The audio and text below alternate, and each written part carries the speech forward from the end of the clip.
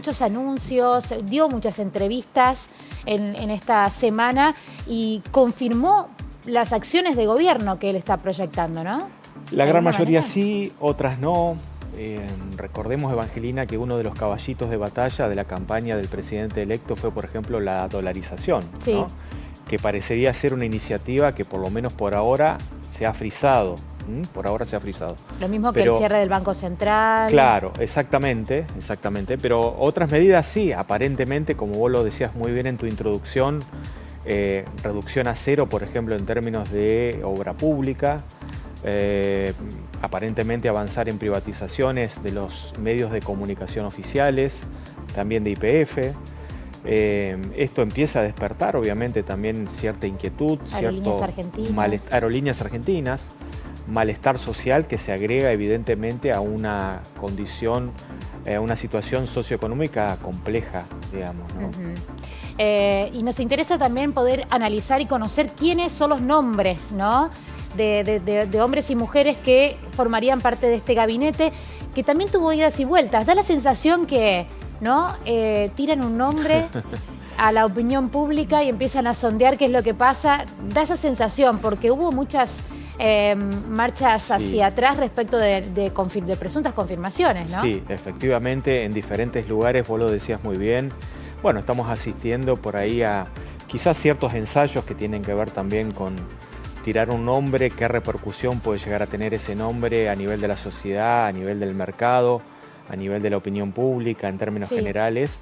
Pero caso, por ejemplo, ANSES, digamos, ¿no? Parecía que era como un nombre totalmente definitivo, el de Carolina Píparo, perdón, pero acaba de decirse que no. Vamos a ir repasando, ¿no?, con imágenes, además, quiénes son estos nombres, estos hombres y mujeres que serían los ministros de Javier Milei. Aquí tenemos a Luis Caputo, que iría al Ministerio de Economía. Exactamente.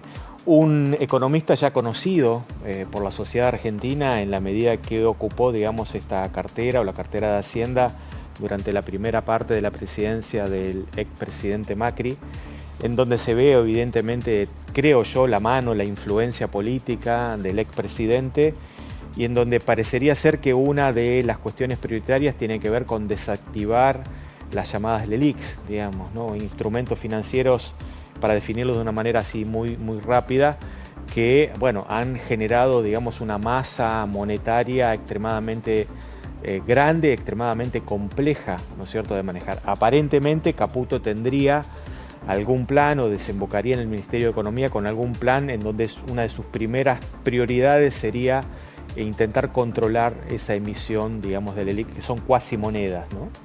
¿Qué relación tiene con el Fondo Monetario Internacional, Caputo?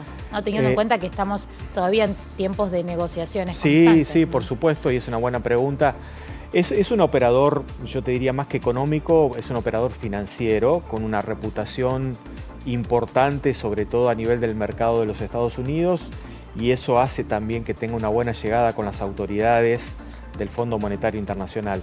Creo que en este sentido el presidente electo Milei se plantea que tiene que haber canales de diálogo, no buenos, sino muy buenos, ¿sí?, con el Fondo Monetario Internacional, y que tienen que ver también, Evangelina, creo yo, con generar un shock, y por ahí suena feo lo que voy a decir, pero un shock de confianza político-económica también. ¿Y él tuvo responsabilidad en lo que fue el préstamo, el último préstamo del Fondo Monetario? Caputo fue uno de los negociadores también, ¿no es cierto?, de ese famoso préstamo, crédito que otorgó el Fondo Monetario Internacional, y que, recordemos, Evangelina, también se había dicho iba a haber una misión y un capítulo especial del Fondo Monetario para investigar no el destino, claro, sino, bueno, por qué este crédito, que fue el mayor concedido por esta institución financiera creada en la posguerra, le fue otorgado en esas condiciones, digamos, a la Argentina, ¿no?, como Estado.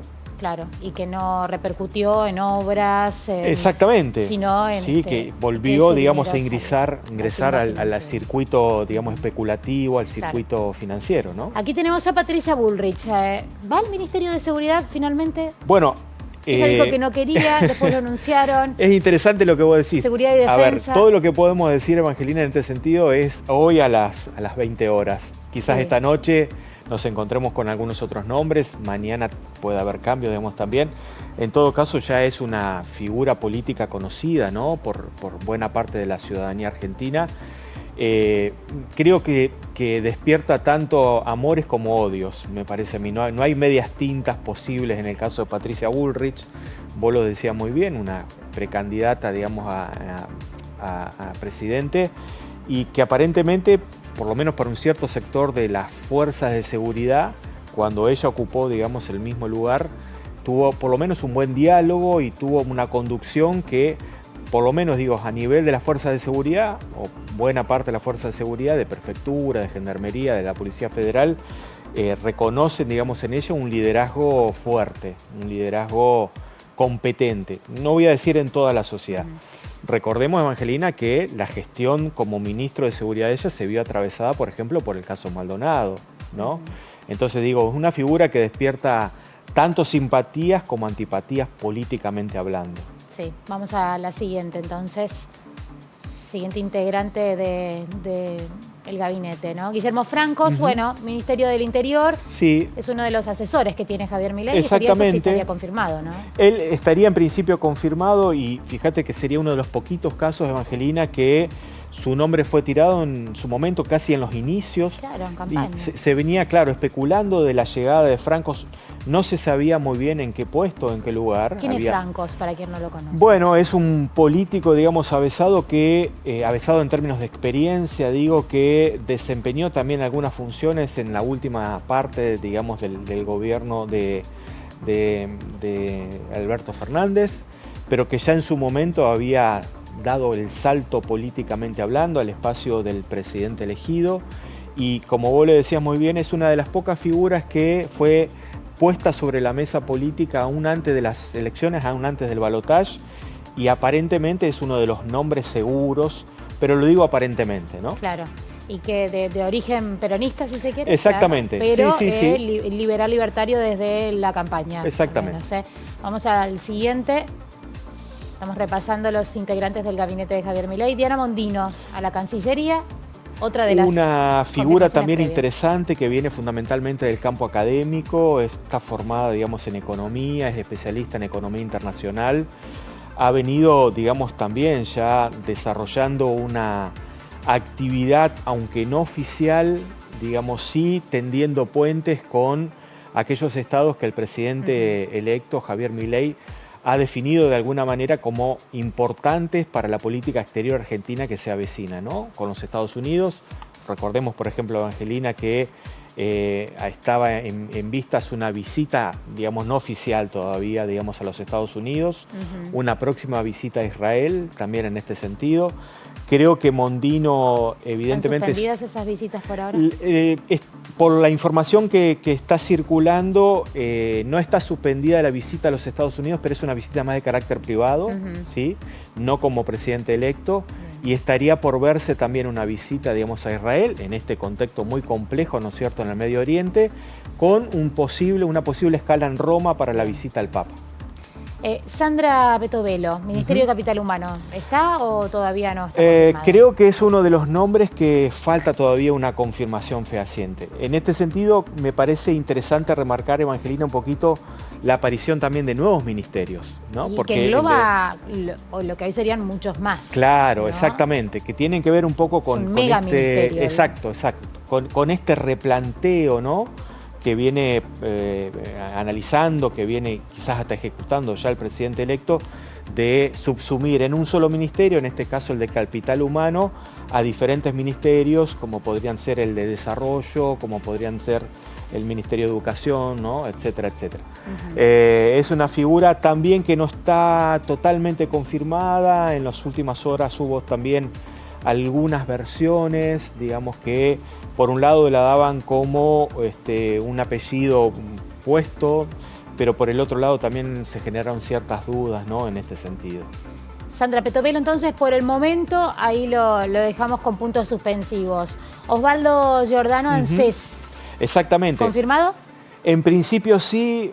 Recordemos a nuestra audiencia, Evangelina, que este lugar estratégico, este lugar clave que tiene que ver con este organismo previsional, el más grande probablemente de América Latina, uno de los más grandes, el ANSES, En principio iba para la candidata gobernadora, ¿no?, Carolina del espacio, Píparo. Carolina Píparo, pero así como se propuso, muy rápidamente se desinfló políticamente la propuesta de Carolina Píparo y en principio ese lugar va a ser tomado por Osvaldo Giordano, que viene a desempeñar aparentemente un papel interesante también ordenando en algo la caja jubilatoria de la provincia de Córdoba.